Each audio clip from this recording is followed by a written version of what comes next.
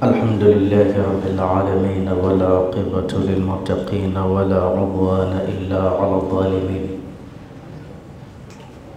وأشهد أن لا إله إلا الله ولي الصالحين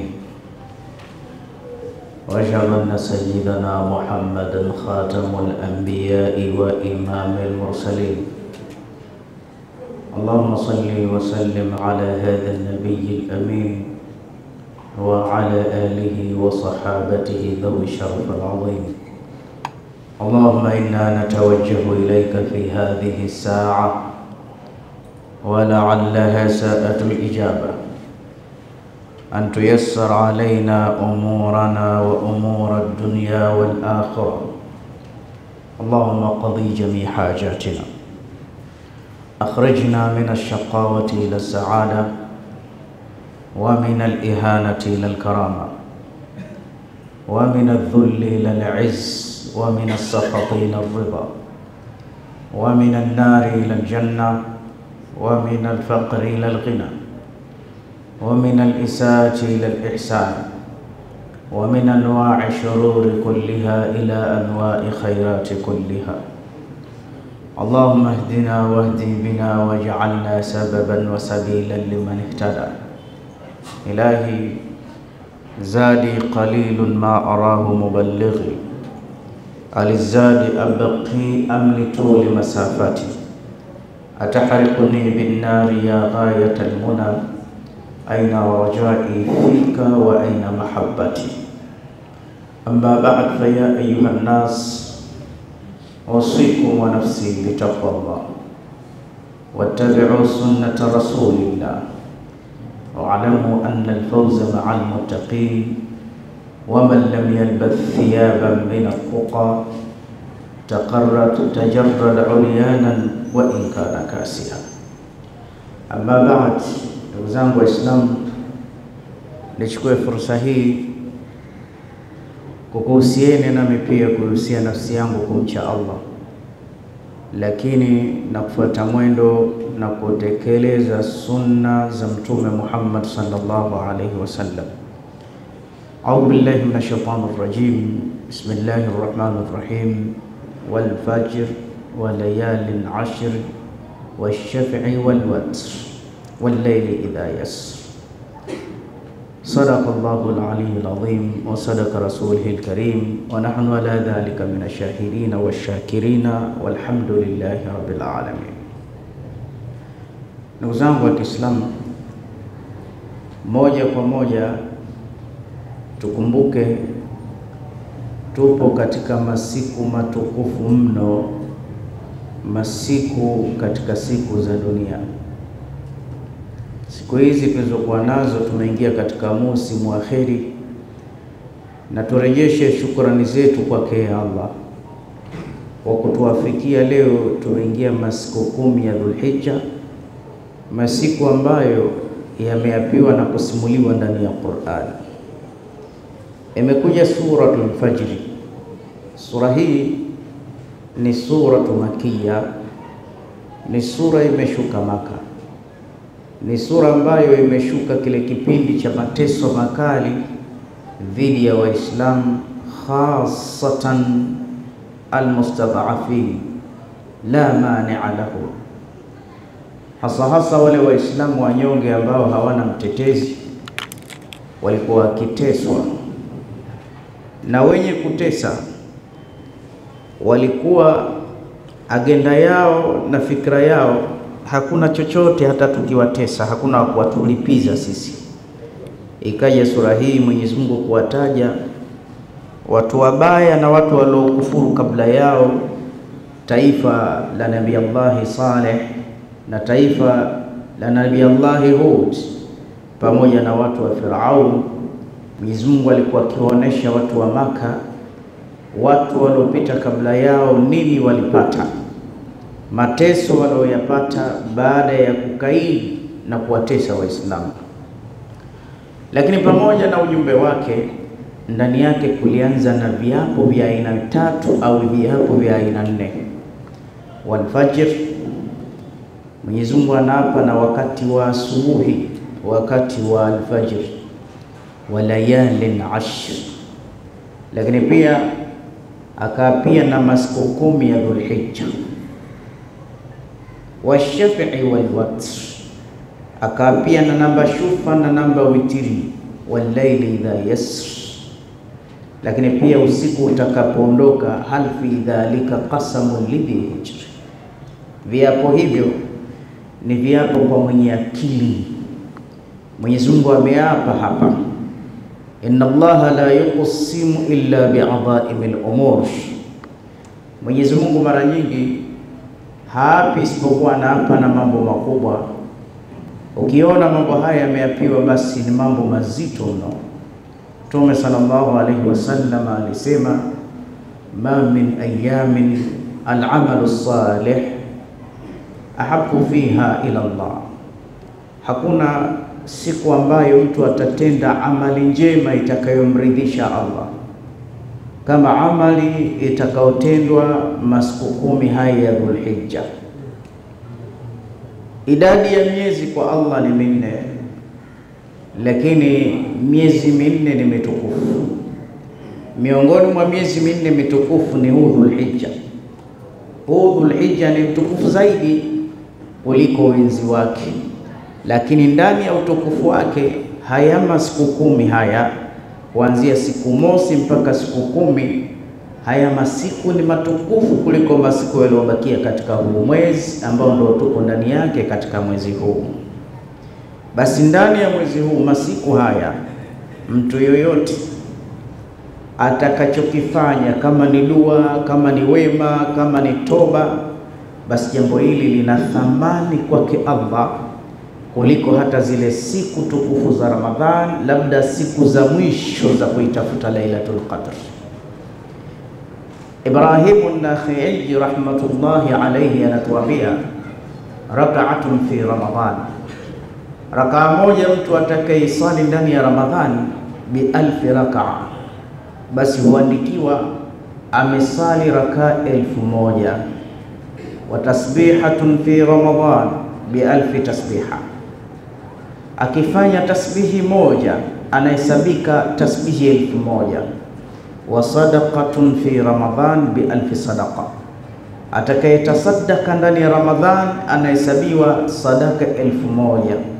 Wa sajdatun fi Ramadhan bi1000 sajda, atakayesujudu Allahu akbar akasujudu, sijida hiyo ndani ya Ramadhani inahesabika ni sijida 1000. Yani ndani ya mwezi wa Ramadhan alhasanatu fihi tatadha'af, mambo mema yanapata nyongeza, yanapata ziada, pamoja na ziada nyingi tulizoziona ndani ya Ramadhani. Wallahi thumma wallah, hazioni ndani kwa haya masiku 10. Leo sijui ni siku ya pili, siku ni siku ya 3 toka yaanze. Bahati mbaya haya mambo au hizi siku 10 ya al-asr zimekosa tu ile promo ya sawasawa, zimekosa ile hamasa ya sawasawa, na ukizingatia siku zenyewe ni chache na mwezi wenyewe si maarufu zaidi ya watu kwenda hija.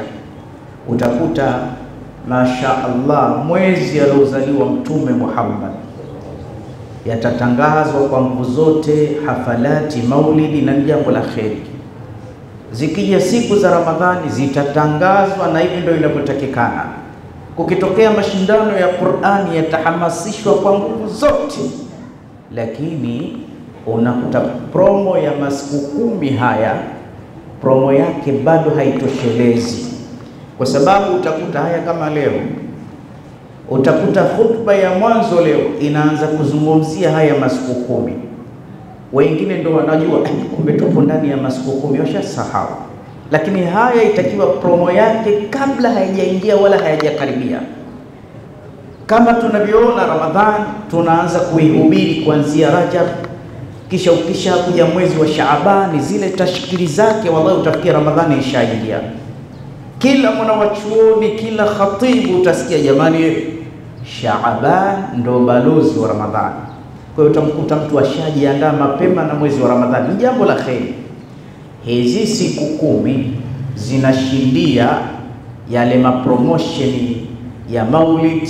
Hizi siku 10 zinashindia yale mapromotion ya mashindano ya Qur'ani. Hizi siku 10 zinashinda mpaka Ramadhani yenyewe. Ni siku ambazo Allah kaziapia, na aya mengine wala hajapiwa ndani ya Qur'ani, wala layalin ashr. Ibn Kathir anasema layalin ashr ni hizi layali min Dhulhijja, ni hizi siku 10 za Dhulhijja. Kwa hiyo pamoja tumechelewa na promo yake, lakini nipeni masikio kidogo tena kwa kifupi tu hutuba hii ya leo, ili mpate kuyafanyia kazi masiku yaliyosalia insha Allah.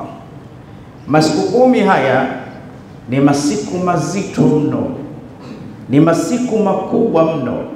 Miongoni mwa ukubwa wake, kwanza kabisa, usithubutu hata kwa bahati mbaya kumuasi Mwenyezi Mungu Subhanahu wa Ta'ala. Abu Katada anasema wazi wazi, na Ibn Abbas katika tafsiri anasema wazi wazi, kama unavyoona thawabu zake ni kubwa, ni nzito, zinatisha.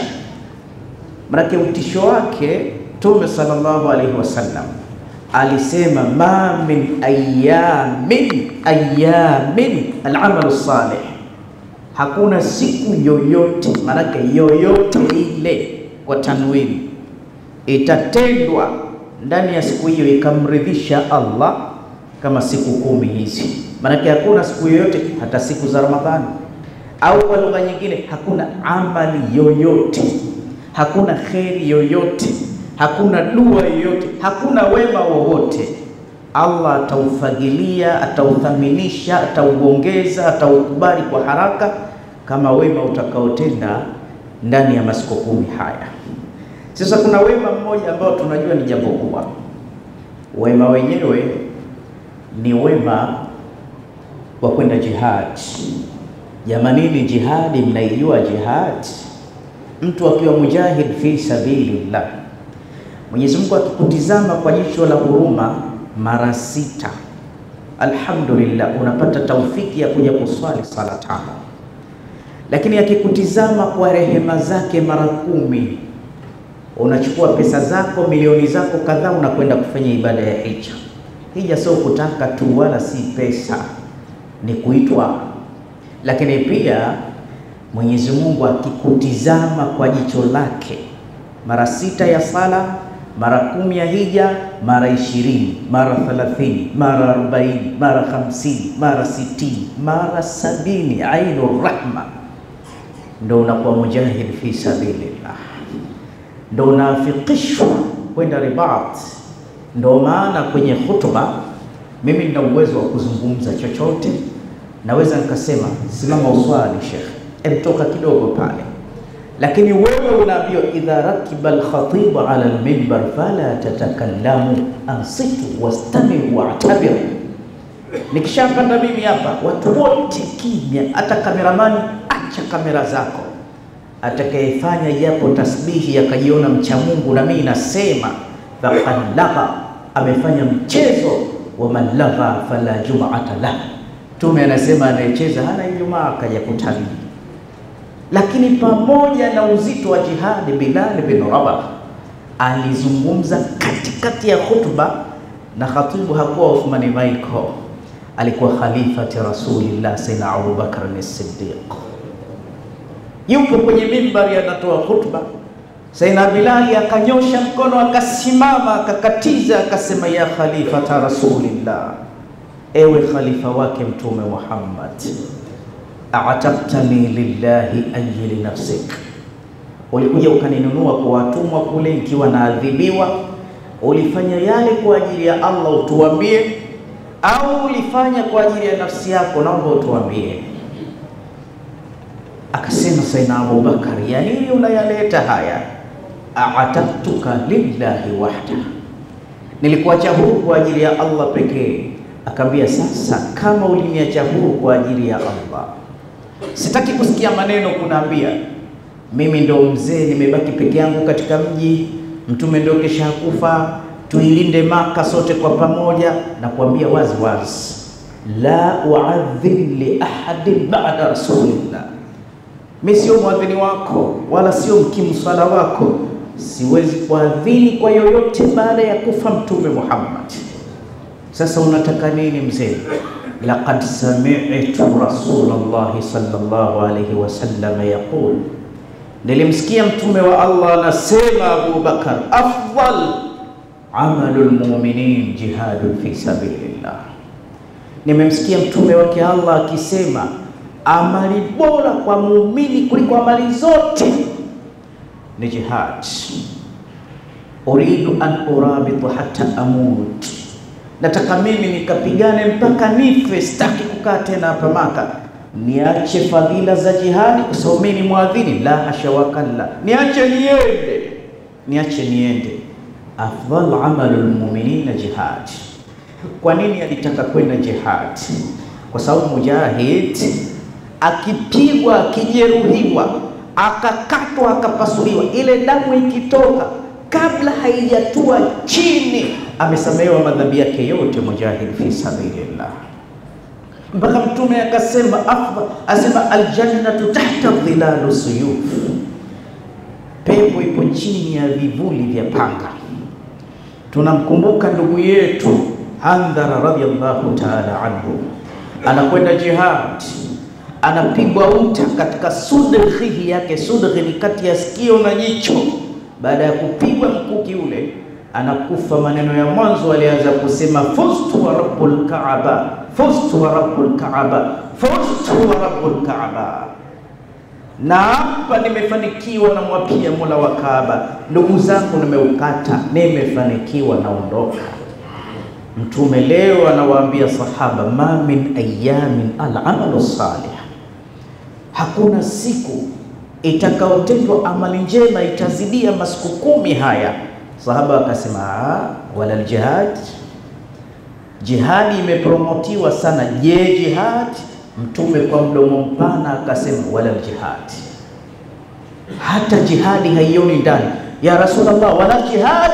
Asema wala aljihad, wala jihadi haioni ndani, isipokuwa labda mtu aende jihad, akifika kule apate rosi, apate hasara, mali yake yote ipotee, majumba yake yapotee, heshima yake ipotee. Sio vipotee vitu, yeye mwenyewe asirudi, amalizike huko huko. Ndio utaweza kumkompea na mimi na wewe leo tulioingia katika masiku 10 haya. Hamuoni amekosa promo? Mapema itakiwa tujiandae na masiku kama haya. Ndani yake kuna jambo kubwa sana haya masiku, ila tunayachukulia wepesi kabisa haya masiku. Sasa Abu Katada anasema wailaka, na Ibn Abbas, ole wako, kwa sababu ukifanya kitu kitakuwa kina ubora kuliko ndani ya Ramadhani. Ole wako ufanye madhambi, dhambi lake ni janga kubwa. Wallahi inawezekana ulikuwa umesalimika, maana kuna baadhi ya watu kilichowatenganisha na kuingia motoni ni pumzi zao zikikata, wanaenda kuchomwa na Allah, wanaenda kuteketea na Allah. Sasa inawezekana ndugu yangu Muislamu ulikuwa hujambo katika ghadhabu za Allah, lakini masiku haya umeingia kwa ghafla. Siku zimeingia, unazini, unacheza kamari, unalewa, unamshirikisha Allah ndani ya siku hii. Ikawa hizi siku 10 ni sababu wewe kila kukicha jina lako linaondolewa katika mlango wa pepo na kuandikwa katika mlango wa moto, zikakupeleka motoni. Dhambi yake ni kubwa sana. Hizi ni siku ni kukoma kabisa na dhambi, ila mwanzo anza kupambana na nafsi yako kuacha dhambi hata kabla ya kuelekea taa, kwa sababu dhambi huwa musabbab irmanu taa. Ukifanya dhambi kipindi hichi, ina nuks, inakunyima kheri zote, inakunyima taa zote. Zina ulioifanya siku zilizopita hata ndani ya Ramadhani hazishabihishwi na zina ya kipindi hichi. Kipindi hichi unaweza ukafanya zina moja kwa moja ukaenda na maji, ukawa kila siku unatafuta dhambi mpya. So hizi siku ni mwiko, zina uzito mkubwa. Wenzetu waliopita kabla walipata misukosuko, matatizo. Yale matatizo yao yaliondoka ndani ya masiku haya. Mtizame mzee Adam alayhi salam, Allah amempa heshima ya kusujudiwa na malaika, kisha Allah akamkirimu akamuingiza peponi, kisha Allah akampa kibali chakula anachokitaka bila kutumiwa ujumbe wala wahai, mubasharatan Allah kamuonya Adam akamwambia, faqula minha ragadan haythu shituma, kula unachokipenda, wala taqraba hadhihi ash-shajara, wala simtumi Jibril akuagize, na kuambia mwenyewe mubasharatan, wajhan biwajhi, face to face, bighairi tarjuman, hakuna translator, mimi ndo nakuambia, wala taqraba hadhihi ash-shajara, usije ukala mti, na nakuambia hasara yake, fatakuna min adh-dhalimin, mtajidhulumu nafsi zenu, mimi ukinikosea sina huruma Adam, nakasirika. Fa'asa Adamu rabbahu faghawa, Nabii Adamu binadamu kamshika baada ya agizo la Mungu na takrima zote na heshima. Usione ni mchezo wewe ukaambiwa malaisi wakusimamie au mawaziri wakusimamie. Jibril anaambiwa msujudie Adam, malaika kwa hala la yaasuna Allah, hamwasi Mungu, status zao ni kubwa. Akaferi akateleza mzee Adam. Alipoteleza Allah alikasirika, alibia ihbitu minha jamia, tokeni hapa, toka kabisa. Alifukuzwa peponi. Alilia mzee Adam, alitumia toba za kila sampuli, akiwa analia rabbana inna dhalamna anfusana wa illam taghfir lana lanakunanna minal khasirin. Akaomba sana, akalia sana, ukatolewa upepo ukampeleka kwa spidi mpaka India, akashushwa kwenye mti huko, utajua mwenyewe Adam. Tena upepo umemseparate, kama huyu mke lilokupa ndo alikuchanganya, samkewe kashushiwa Maka, yeye mwenyewe kashukia India, mtajua wenyewe, yupo kwenye kadhabu za Allah. Cha mwanzo alichokihisi, alijihisi yuko uchi, haja zimembana, na mtu yoyote anayetembea uchi ameghadhibikiwa na Allah. Adam akahaha, toba yake Allah alikubali siku ya kwanza ya masiku haya ya Dhulhijja, siku ya mwanzo kabisa. Fataba Allahu alayhi innahu huwa tawwabur rahim. Dhambi yake ilomtesa haya masiku 10, Mwenyezi Mungu akaikubali toba yake, si jambo dogo hili. Mtizame Nabii Allah Yusuf alayhi wa ala nabiyina salatu wassalam, amepata fitna za wanawake, amepata misukosuko, amepata shida nyingi. Nabii Yusuf, hasadi gani zinamuandama? Alimuomba Allah kwa tadharruan. Siku ya pili ya masiku haya Allah akakubali dua ya Nabii Allah Yusuf. Unasemaje babu yetu mzee Zakaria alayhi wa ala nabiyina salatu wassalam? Nabii Zakaria alayhi salam, mke wake uterus ishakufa, hana mayai, ni mzee, heli apati.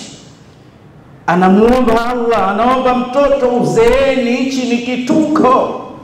Mwenye asema wa mraati aqira, mke wangu ni kikongwe, sio mzee, ni kikongwe, kimechoka. Lakini siku ya 3 kwa utukufu wa siku hizi Allah kaijibu dua ya Nabii Allah Zakaria.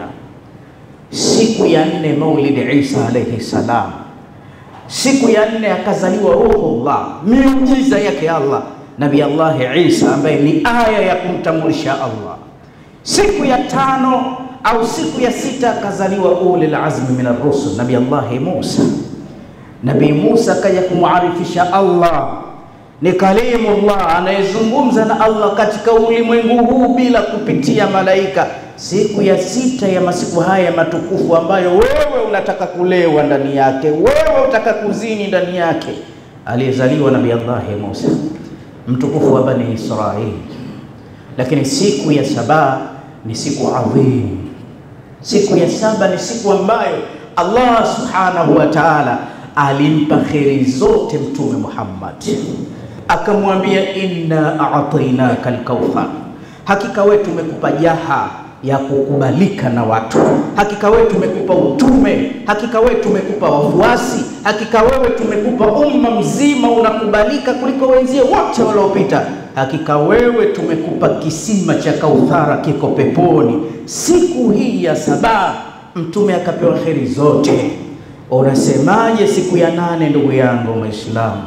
Siku ya 8 ni siku adhimu mno, ni siku tukufu ambayo milango 30 ya dhiki na shida na tabu ya moto wa jahannama yote inafungwa. Mkiona joto hili tumeweka feni, si joto kwamba kipindi hichi cha joto, mtume anasema faabriduhu birak'atayn innahu min fawji jahannama. Jahannama ina tabu, ipo huko mbingu ya 7 mpaka hapa tunaihisi sisi Jahannam. Mkiona joto limezidi, swalini rakaa 2. Hilo ni vuke la moto wa jahannam. Kipindi cha masiku kama haya 10, ile milango ya dhiki 30 yote ya moto wa jahannam yote inafungwa, alafu milango 30 ya faraja kwa as-saimina walmurabitina warrukai wasujudi, kwa watu wote wenye kufunga hongera yao, kwa watu wote wenye kumwomba Mola wao hongera yao. Inafunguliwa milango 30 ya faraja. Milango imeletwa. Unaendeleaje kuwa na umaskini uliokuwa nao na tabu na kuachana kusipokuwepo? Milango 30 hiyo ishafunguliwa ya faraja. Ama siku ya 9 mwezi 9 ni siku ambayo atakayeweza kufunga ndani yake, Allah atampa kitu cha ajabu kweli kweli. Atampa msamaha wa madhambi mawili, mwaka uliopita na mwaka ujao. Ina maana nasema, kama kuna mtu alishawahi kuidiriki Arafa mwaka uliopita, basi hata kama alizini jana, hiyo dhambi yake ni maasum, haikuandikwa kwa sababu alipewa ofa hiyo. Arafa inakuja hivi, si vitu vya mchezo. Lazima Muislamu upitilize vitu vya sampuli kama hii. Wanawachuoni wakasema, sasa yale matendo mema yaloamrishwa, tufanyeni vitu 6 ndani ya masiku haya. Jambo la mwanzo kabisa wakasema taubatan nasuha. La kwanza kabisa la kufanya ni toba ya kweli kweli. Na toba ya kweli kweli ni mambo matatu mabwana. Ayuklia anil maasiya. Kwanza kabisa acha dhambi jumla. Usitubie uzinifu, ndani una mwanamke hujamuoa, achana naye. Hiyo ndio taubatan sadiqa, toba ya kweli. Acha dhambi. La pili, ipatikane hisia ya kujuta kwa nini ulifanya, machozi yaonekane. Lakini jambo la tatu ni kuweka azma, hurudi. Mungu, iwe binadamu tu, lakini wallahi nia yangu sirudi. Hili jambo la tatu. Kwa hiyo kwanza kabisa taubatan nasuha, kwamba kipindi hichi nihakikishe mimi na kuwa mpya, sina dhambi hata moja. Hili jambo la kwanza. Jambo la pili, wanawachuoni wanasema swala za faradhi. Na hizi swala za faradhi pale panapoazimiwa msikitini, usiswali nyumbani. Uswali ni msikitini. Swala zote 5, tumepewa swala 5 ndugu zanguni. Si kipindi mimi na swala zangu 2, swala 3, 2 zinanishinda kwa sababu nipo kazini. Hakuna habari kama hiyo. Swala 5, swala za faradhi kipindi hichi ni muhimu sana, kwa sababu haya yote tuliotajiwa yanatengeneza maisha. Man hafadha ala salawati al-khams akramahu Allah bi 5 khisal. Atakayesali sala 5, mambo 5 anapewa. Yarfau anhu dhaika al-aish, kwanza maisha ya tabu ataondoshewa. Sala 5 wanawachuoni wanasema. Lakini ama jambo la tatu wanasema qiraatu al-Qur'an al-Karim. Ni kipindi tusome sana Qur'ani kwa wingi kipindi hichi. Isiwe mpaka leo Ijumaa umekosa hata juzuu moja. Soma kila siku juzuu 2, juzuu 3. Hujamaliza juzuu pale ulipoishia, rudia kwa wingi sana. Ndio kheri ambazo wametuwekea mbele yetu. Ama jambo la 4, silatul rahimi. Ni kipindi cha kuunga kizazi. Ni kipindi sasa cha kusuluhishana. Tufikie sasa, tukae ndugu, kwamba jamani, tumalizeni ikhtilafu zetu, tumalizeni tofauti zetu, mtafute muumini mwenzio, malizaneni. Hichi ni kipindi cha kuwa msafi, cha kujishusha. Usigombane hata na mtu mmoja. Na mtu anaonekana dhaifu akifanya mambo mawili: akipewa jambo akasema shukran na asante, akimkosea mtu akamwambia afwan, samahani, unaonekana mtwana kuomba radhi. Jishushe, ugomvi uishe. Anayesamehe watu na anayependa kuomba msamaha, huyu ni mtu wa peponi. Hichi kipindi hakuna Sheikh kashasema, lakini bado roho yangu inaniuma. Inakuuma kitu gani wewe mbele ya akhera? Dunia tunapita tu. Toa tabasamu, japo moyo unavuja damu. Nani huwezi kumsamehe? Umefanywa nini wewe? Kuna watu wamechukuliwa mke wake na amesamehe. Wallahi, nani aliofanyiwa magumu kama Mtume Muhammad? Mtume Muhammad, mke wa binti yake anayempenda kapigwa mkuki wa mimba kubwa, kafa Sayyida Zainab.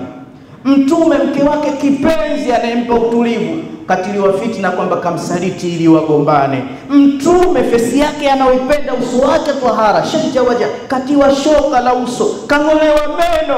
lakini Mtume Muhammad anatangaza pale Maka, idhhabu wa antum tulaqa al-afwu 'inda al-maqdira. Mtume anasamehe, wewe usamehe wewe nani? Wewe usamehe wewe nani? Mangapi umemkosea Allah? Je, Allah akikuwekea ngumu sikusamehe? Kwa hiyo yoyote aliyokutenda hata kakufanya nini, msamehe. Msamehe mara nyingi, tena sio msamehe fanya mawili, msamehe afu utupilia mbali. Kuna faida gani ni msamehe mtu afu mtupilie mbali? Kwa sababu ukimsamehe mtu na ukitupilia mbali, lile jambo analivaa yeye, Allah anakusimamia wewe. Allah wewe bakia na unyonge wako, basi bwana ningefanya hivi kweli, ningemfunga, basi nakubali, kubali hivyo hivyo unyonge. Tumalize hutuba, haituruhusu. La mwisho, kuna adhkari wamezipendekeza tuzifanye, wakasema dhikri ambayo itakiwa tukifanye kipindi hichi ni la ilaha illa anta subhanaka inni kuntu minadh dhalimin. Kwa nini tuifanye dhikri hii? Si mimi jamani, nimewanukua na wazuoni, kwa sababu katika dhikri hii kwanza ina miujiza. Muujiza wa mwanzo wake mna kilima cha la ilaha illa Allah, ambaye Mtume anasema afdalu dhikri ana wa qultuhu wan nabiyina min qablu, dhikri tukufu nilifanya mimi na mitume wote ni hii hapa. Kwa hiyo kama we ni mfanya adhkari, hakuna dhikri bora katika dhikri zote kama la ilaha illa Allah, imo ndani, utakuwa umeunganisha. Lakini katikati yake kuna tasbihi subhanaka, maneno ya malaika yamewatakasa, yamewapa heshima kwa Mungu, yamo ndani. Wanawachuoni wanatupenda rahimallahu mashaikhana, wanaturahisishia tu kazi yetu kutekeleza tu. La mwisho kuna al-iqrar, mwisho kuna toba katika la ilaha illa anta subhanaka inni kuntu minadh dhalimin. Angalia sasa uzito wake. Mwenyewe alosema maneno haya Allah anasema wadhannun idh dhahaba mughadiban fadhanna an lan naqdira alayhi fanada fi dhulumati an la ilaha illa anta subhanaka inni kuntu minadh dhalimin, then fastajabna lahu, tukamwitikia alichokuwa akikiomba. Na wewe sasa ndio utaitikiwa utakachokiomba. Lakini wanajainahu min al-ghammi, tukamwokoa na madeni na matatizo na kesi na uhaini. Lakini haijaishia hapo, wakadhalika nunji mu'minini, kwa kupitia hii tutawaokoa waumini. Hii ukiisoma hata mara milioni 10 ndani ya Ramadhani haifikii siku moja ulioisoma katika masiku haya 10 ya Dhulhijja. Haya sio kipindi cha kupigizana kelele, mwezi lini, hii ni lini, sio kipindi chake hichi. Hichi ni kipindi cha kufanya maamuzi. Hichi ni kipindi sio cha kusema mashekhe mnatuyumbisha. Unayumbishwa nini? Chukua tasbihi yako, anza kumcha Allah, anza kuhesabu idadi hizo, ikhtilafu achana nazo, wewe mbele kwa mbele.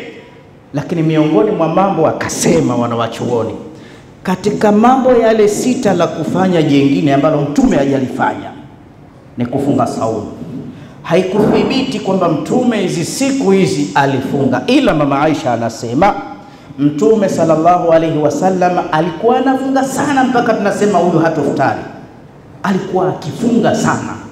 Miongoni mwa kheri za kufanya ni saumu, kwa sababu as-saumu junna. Saumu ni ngao.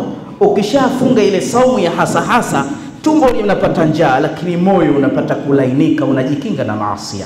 Ninavyozungumza mimi kama khatibu nimefunga na sijaanza leo, tokea mwezi umeandama. Umeshindwa kufunga hizi siku, basi siku ya Arafa usikose. Na mimi nitakwambia ukizifunga hizi siku 10 zote, maana hata watu wa sunna wanakubali kwamba miongoni mwa khairi saumu. Hakuna shekhe sijui wa Kiwahabi wala anayezuia hizi saumu. Tufungeni, lakini Mtume hakufanya, ila ni katika khairi. Na ukianza mwezi mosi, wewe una dalili ya kuipata hiyo siku ya Arafa, kwa sababu utakuwa umeanza mwanzo mpaka mwisho kabisa. Na mengi sana ya kusema, naomba nikome hapo kwa fadhila zenu na kwa sababu ya wakati. Ila kitu kimoja tu, tusisahau kuomba maisha yetu. Maisha yetu ni magumu sana, maisha yetu yanatia aibu, tunaishi madeni. Wanaume mkikosa pesa, hata usingizi hauji, unakata kabisa. Utapataje usingizi? Umemlaza mtoto wa mtu hapa, hata kumvalisha baibui unashindwa. Watoto wako hawaendi shule, wakienda madrasa kila siku, wewe unasema nishaongea na mwalimu kila siku. Mambo gani kama haya? Lipa school fees za shule, wasomeshe watoto wako shule nzuri, kuwa na kipando. Haya ndio maisha. Tukiyasema maisha haya, dunia imekuja msikiti, nani yupo akhera hapa? Wote tuko duniani. Dunia ikae vizuri, na dunia tunavyoitafuta sisi Waislamu sio kama wanavyotafuta wasoko wa Waislamu. Hizi amali zimekuja kutukomboa. We shangaa tu, pengine ni ibilisi ndio nakwambia achana na dunia, wewe uikose dunia utaipata akhira. Kasimana ni maneno kama haya. Tunamwomba Allah atupe taufiki na tukunjulie dunia yetu na akhira yetu katika masiku matukufu kama haya. Waqala azza min qailin alim فإذا قرأت القرآن فاستعذ بالله من الشيطان الرجيم. أعوذ بالله من الشيطان الرجيم. بسم الله الرحمن الرحيم والفجر وليال عشر. بارك الله لي ولكم بالقرآن العظيم ونفعني وإياكم بالآيات والذكر الحكيم. أقول قولي هذا واستغفر الله لي ولكم فاستغفروه إنه هو الغفور الرحيم وهو البر الكريم.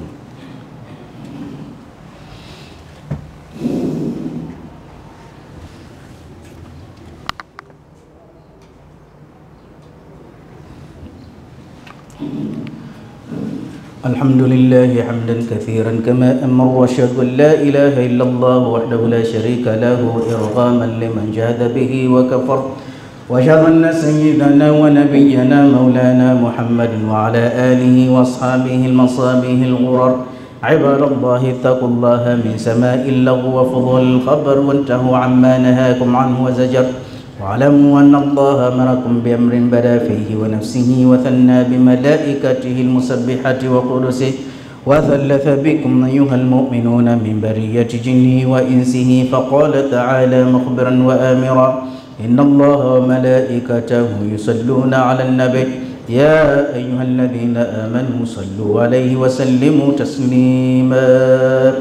اللهم صل على نبي الرحمة وشافع الأمة عدد ما أحاط به علمك وعصاه كتابك وضمه، وعلى آله ومن نصره في كل مهمة، خصوصا منهم ذي الأصل الأريق أمير المؤمنين سيدنا أبي بكر الصديق، وعلى الزاهر اللواب الناطق بالصواب أمير المؤمنين سيدنا أبي حفص عمر بن الخطاب، ولا جامع القرآن استحية منهم الملائكة الرحمة مهي الليالي بتلاوة الكتاب أمير المؤمنين سيدنا عثمان بن عفان، وعلى أسد الله غالب إمام المشارق والمغارب أمير المؤمنين سيدنا علي بن أبي طالب، وعلى ولديه سيدين أبي محمد الحسن وأبي عبد الله الحسين، وعلى أمهم الزهراء البتول، وعلى أميه المعظمين عند الله والناس المطهرين من الدنس والأرجاس